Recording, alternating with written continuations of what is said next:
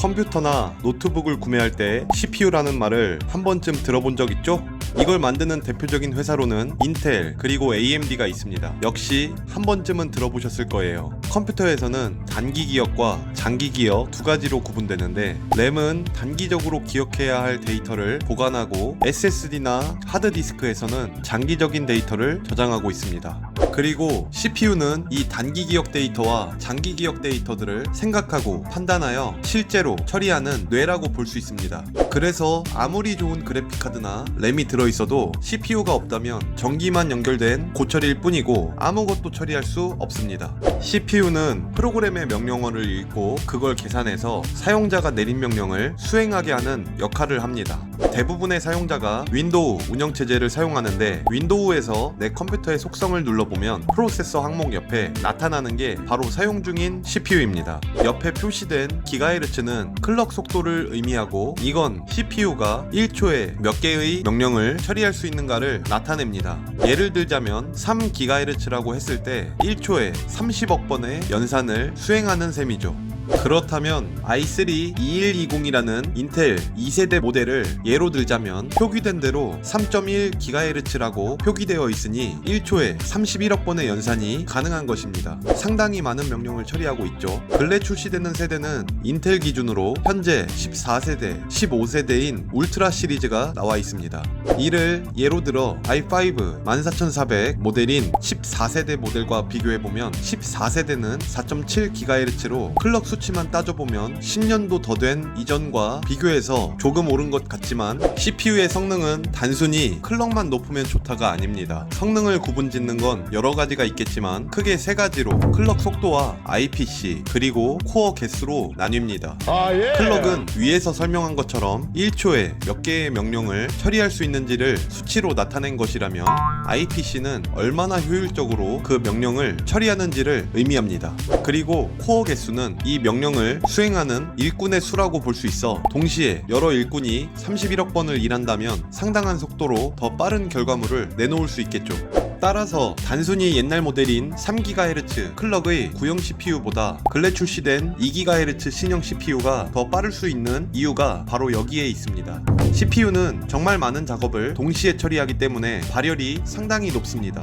그래서 CPU는 단독으로만 구성되지 않고 쿨러가 반드시 함께 장착됩니다. 심지어 CPU를 구매할 때 보면 제조사에서 기본 쿨러를 동봉해주기도 합니다. 더 나아가 발열이 높은 CPU의 경우에는 기본 쿨러로 해결이 안 되니 동봉조차 안 된 경우도 종종 있고요. 너무 뜨거워지다 보니 발열 해소를 위해 자동차 냉각 방식에서 착안한 순행식 쿨러와, 그리고 쿨러와 CPU 사이의 밀착도를 높여 열 전도율을 개선하는 값비싼 써멀그리스를 사용하기도 하죠.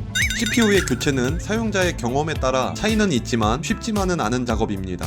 단순히 분리하고 장착하는 문제가 아니라 AMD도 마찬가지지만 인텔 기준이라면 특히 세대에 따라 지원되는 소켓이 다르기 때문에 메인보드와의 호환성도 반드시 확인해야 합니다.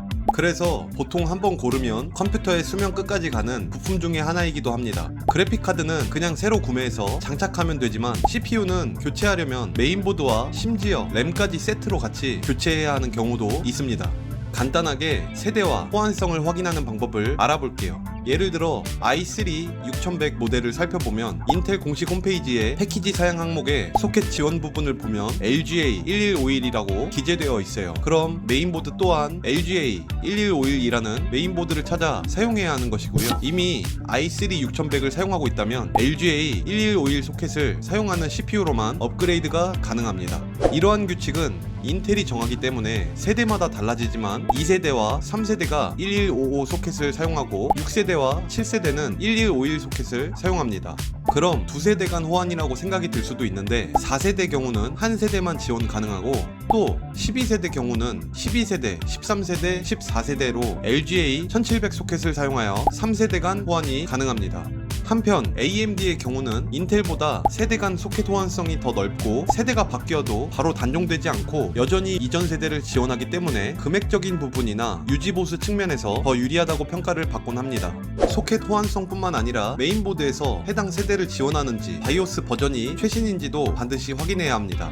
같은 소켓이라도 메인보드가 세대를 지원하지 않으면 CPU가 인식되지 않을 수 있습니다. 따라서 메인보드 모델을 검색해 공식 홈페이지에서 지원 CPU 목록과 업데이트 정보를 확인해야 합니다. 컴퓨터 사용 목적은 다양합니다. 업무용, 사무용 혹은 게임용으로 나뉘죠. 특히 게이머들은 CPU보다 그래픽카드의 성능 차이를 더 체감하기 때문에 커뮤니티에서 그래픽카드 업그레이드 관련 글을 자주 볼 수 있습니다. 하지만 CPU가 너무 낮은 세대거나 느린 모델이라면 아무리 좋은 그래픽카드를 장착해도 제 성능을 발휘하지 못합니다. 그래픽카드가 일을 더 하고 싶어도 CPU가 데이터를 충분히 처리해주지 못해 그래픽카드가 대기하게 되는 상황이죠. 이때 병목 현상이 발생합니다. 따라서 게임용이라 하더라도 너무 낮은 CPU를 사용하거나 그래픽카드만 업그레이드 하는 것은 비효율적입니다. 2010년대 초반으로 돌아가 그 당시 사용되었던 i5 2400과 같은 모델을 예시로 살펴본다면 아직도 문서 작업이나 인터넷 서핑 등 다양한 용도로 충분히 사용 가능합니다. 물론 최신 출시되고 있는 프로그램은 점점 새로운 명령어 세트를 요구하기 때문에 이런 경우 구형 CPU에서 버벅임이 발생하거나 심지어 근래 윈도우 11에서는 우회 방법도 존재하기는 하지만 설치나 부팅조차 되지 않게 제한되어 있습니다. 결국 오래된 CPU는 물리적으로 멀쩡해도 논리적으로는 폐역하게 되는 셈입니다. CPU는 지금도 끊임없이 진화하고 있습니다. 클럭은 향상시켜 더 빠른 명령 처리가 가능해지고 IPC 향상으로 더 효율적으로 명령을 처리하고 있으며 멀티코어 개수를 늘려 여러 작업을 동시에 처리할 수 있도록 발전하고 있습니다. 결국 CPU는 보이지 않는 곳에서 모든 걸 통제하는 두뇌입니다. 오늘 컴퓨터 켜실 때 그 안에서 쉬지 않고 일하고 있는 CPU에게 한번 명령이 잘 내려지는지 테스트를 해보기 위해 지금 보고 있는 영상에 댓글 하나 작성해보는 건 어떨까요?